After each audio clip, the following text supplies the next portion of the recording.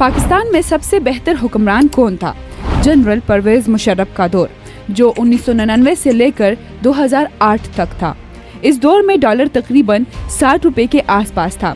Petrol 30 से 40 रुपए की लीटर, आटा 10 से 15 रुपए किलो और चीनी 20 से 25 रुपए किलो थी। ये दौर डिक्टेटरशिप का था, मगर मईशत निस्बतन मुस्तहकिम नजर आती थी और कई लोग इसे बेहतर समझते हैं।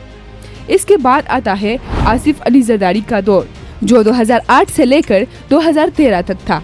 इस वक्त डॉलर तकरीबन 100 से ऊपर चला गया। पेट्रोल 70 से 100 रुपए, आटा 30 से 40 और चीनी 50 से 70 रुपए तक पहुंच गई। लोड शेडिंग ने आवाम की जिंदगी मुश्किल बना दी और ये दौर काफी चैलेंजिंग रहा। फिर आता है नवाज शरीफ का दौर, जो 2013 से लेकर 2017 तक था। इस दौर में मोटरवेज, मेट्रो और चाइना पाकिस्तान इकोनॉमिक कॉरिडोर जैसे बड़े मंसूबे शुरू हुए। डॉलर 100 से 105 के दरमियान रहा। पेट्रोल 70 से 80 रुपए रहा और लोड शेडिंग में काफी कमी आई, मगर कर्जों में इजाफा हुआ। इसके बाद इमरान खान का दौर, जो 2018 से शुरू होकर 2022 तक रहा। इन्होंने करप्शन के खिलाफ आवाज उठाई और सेहत कार्ड और एहसास जैसे फलाही प्रोग्राम्स शुरू किए, मगर मईशत दबाव का शिकार रही। डॉलर 180 तक पहुंच गया, पेट्रोल 150, आटा 70 और चीनी 100 रुपए तक गई।